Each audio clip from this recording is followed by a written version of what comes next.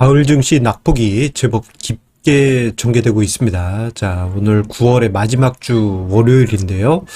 2차 전지 관련주의 급락 속에 코스닥 지수는 오늘까지 9월 하락률이 9%가 거의 이루고 있고요.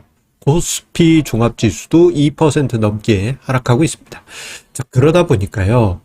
우리가 가을 증시에 대한 징크스가 다시 올라오는 것 같습니다. 작년에도 그러지 않았겠습니까? 자, 그런데 이러한 가을 증시 급락을 관점에 따라서 다르게 해석할 수 있습니다. 자, 오늘 증시 토크에서는 이 점에 대해서 좀 이야기를 드리고자 합니다. 자, 지난 주말 사이에 한 가지 에피소드가 하나 있었는데요. 그 이야기를 드리면서 증시 토크를 시작하겠습니다. 구독, 좋아요, 알림 설정 꼭 부탁드립니다. 증시 토크 시작하겠습니다. 자, 지난 주말 사이에요. 이제 가족들하고 이런저런 대화를 나누던 중에 식구 중에 한 명이 질문을 던졌어요. 별은 어느 방향으로 도느냐? 그런 질문을 던졌거든요. 별 어느 방향으로 돌지? 많은 분들이 당연히 이제 동에서 떠서 남으로 가서 서로 지겠지. 이제 이렇게 이제 우리가 생각할 수 있죠. 근데 요걸 이제 시계 방향이냐, 시계 반대 방향이냐, 그렇게 이제 생각하는 거예요. 이게 어떤 자료에서는 시계 반대 방향이다. 그렇게 적기도 하고, 어떤 책에서는 시계 방향이다. 그렇게 이야기를 하고 있어요. 요게 이제 북극성이 여기 이렇게 있으면, 보통 이제 시계 반대 방향으로 돌긴 해요. 그런데 이게 정답일까요? 그러면 시계 방향으로 도는 게 정답일까요? 정답은 두 개 다 맞습니다.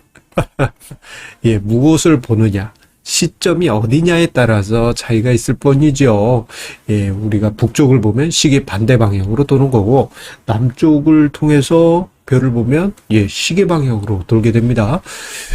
갑자기 천문학 얘기하니까 이게 주식시장 얘기하다 웬 별자리 이야기 나오래 생소하실 수 있는데, 이야기 드리고 싶은 것은 관점에 따라서 방향이 다르다라는 점입니다. 자, 이런 것처럼 가을 증시도 마찬가지입니다. 자, 가을 증시 생각해보면 지금 9월에도 급락했고 하니까 항상 안 좋아 이렇게 생각할 수 있어요. 그러고 보니까 그도 그럴 것이 작년 9월 10월 초 어땠습니까? 채권시장 위기로 해서 주식시장까지 휘청휘청했죠.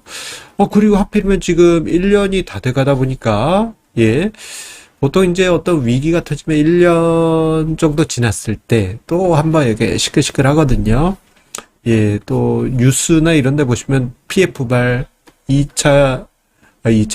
이 금융권 위기 이런 얘기 또 돌기 시작하면서 불안불안하죠. 자, 그런데 이러한 가을 증시 부진이 2021년에도 있었어요. 2021년 상반기까지 좋았던 증시가 가을 증시부터 본격적으로 급락했고, 그때 가을 증시가 스몰캡에서는 또 좀 힘들었던 시간이기도 했었죠. 그리고 2020년 강세장 때도 가을 증시 때는 쉬어가던 흐름이 있었어요. 여기에 이제 올해 9월 증시가 벌써 오늘 오전장까지 코스피 지수 2% 넘게 하락하고 코스닥 지수 9% 넘게 하락하다 보니까 이번 가을 증시도 이거 큰일 났다. 그렇게 생각하시는 분들 많으시리라 생각이 됩니다. 이런 여파가 또 10월까지 가는 거 아니야? 이렇게 불안해 하실 수 있는데요. 자, 우리가 좀 관점을 살짝 바꿔보겠습니다. 뭐냐면요. 1990년부터 해서 2022년까지 월별 평균 등락률을 조사를 해봤어요. 이거 제가 조사해봤어요. 러펀드 이성수, 제가 조사를 했습니다. 보시게 되면요. 가을 증시 폭락장이야. 이런 고정관념과 달리, 9월과 10월, 나름대로 나쁘지 않습니다. 평균 등락률을 봤더니요. 오히려 8월달이나 6월 이런 때보다 훨씬 나아요. 이상한데? 그리고 심지어는 예, 가을 증시의 9월, 10월 상승 월수 비율이 절반 이상 됩니다. 그러니까 우리가 고정관념적으로 생각했을 때 가을 증시 되면 무조건 빠진다라는 것은 아닌 것이죠. 그렇다 하더라도 최근 몇 년 반복이 되어 왔기 때문에 또 이번에도 분위기가 심상치 않다. 그렇게 생각하실 수 있어요. 분위기가 좀 심상치는 않죠. 하필이면 또 이때 미국의 셧다운 이야기 나오고 있고, 그리고 지금 채권 시장에서도 살짝 불안불안해요. 이금융권의 예적금 수신 금리가 살살살살살 올라가고 있기도 합니다. 우리나라에서. 그러다 보니까 이러다가 또 가을 증시 급락하면 어떡하지? 이러한 불안감 가지고 계신 분들도 많으실라 생각이 됩니다. 그런데 관점의 차이가 시장을 대하는 임하는 태도를 바꿀 수 있다라고 생각합니다. 그래서요, 만약에 지금 9월 어차피 좀 깊게 하락하고 이게 10월에도 만약에 폭락 뭐 이런 식으로 나온다. 혹시 그럴 수도 있잖아요. 그런 상황, 만약에 그런 상황이 벌어진다면 우리가 어떻게 해야 될 것인가. 이 점에 대해서는 준비된 투자자와 어떤 그냥 시류만 보는 투자자에는 큰 차이가 있을 것이라 생각이 됩니다. 자, 일단 관점 하나. 이게 아마 거의 대부분 투자자분들이 그럴 것 같은데요. 대폭락장이 왔다, 큰일 났다 하면서 걱정만 하신 분들이 대부분이지 않을까 싶습니다. 이러지도 못하고 저러지도 못하고 어찌할지 모르는 그러한 상황이 발생할 것이에요. 그런데 만약에 9월 조정이 10월까지 이어져서 10월에 뭐 정말 깊은 조정이 나왔다?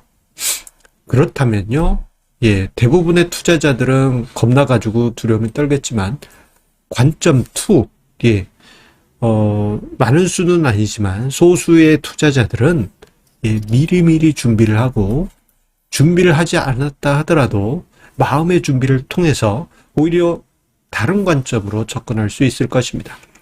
자주 언급드렸죠? 제가 자산 배분 전략상, 리밸런싱 한번 하셔가지고, 안전자산 일부 확보해 놓으시라. 이런 이야기 드렸습니다.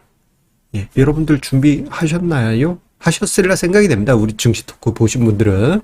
자, 리밸런싱 한 번 정도 해 주셨을 거예요. 그런데 10월에 급락이 나왔다? 그럼 또 한번 리밸런싱 해 주는 거죠. 이거 상대적으로 주식이 좀 평가 금액이 쪼그라들었네? 이 안전자산 일부 빼앗아 저가 매수. 이러한 효과를 만들 수 있고. 그리고 안전자산 아직 준비 못했고 리밸런싱도 못했는데 하시는 분이라도 증시가 폭락했다 그러면 여러분들의 포트폴리오의 비중이 뭐 이제 종목 단위로 중구난방으로 바뀌어 있겠죠. 그러면 이거를 다시 비율을 맞춰주는 거예요. 스무싱 작업이라고 저는 부르지 않습니까? 여러분들이 계획했던 원래 비율대로 맞춰주다 보면은 크게 빠진 종목은 간접적으로 저가 매수, 좀 그래도 상대적으로 버틴 종목은 간접적인 고가 매도 효과를 만들 수가 있게 됩니다. 이것도 내가 준비가 안 됐어 하시는 분이라면요, 오히려 만약에 갑자기 뭐 10월에 뭐 꼭 그렇게 된다는 건 아닙니다. 10월에 상승할 수도 있어요. 혹시나 하는 거예요. 혹시나. 만약입니다. 만약에 증시가 급락했다 그러면 포트폴리오를 재편하는 거죠. 내가 딱 봤는데 내가 가진 종목들하고 비교를 해봤을 때 같은 조건이야. 그런데 주가가 더 빠지고 더 싸졌어. 이런 종목이 있으면 그러한 종목으로 교체를 하시는 겁니다. 이런 간단한 작업만 하시더라도 어떻게 보면 시장이 급락했을 때 만약이죠. 급락했다. 이거를 두려움과 공포 속에서 이거 어떻게 이런 투자자들이 대다수일 때 관점을 달리 본 투자자들은 그 안에서 기회와 그 기회를 내 것으로 만드는 그러한 실천을 하시게 될 것입니다. 이거 엄청 큰 겁니다. 어떻게 보면 몇 년 동안 그렇게 아주 심각한 충격은 없었잖아요. 혹시나 쇼크가 오더라도 여러분들 잘 이겨내시고 대응하실 생각이 됩니다. 힘내십시오. 그리고 준비 하십시오. 감사합니다.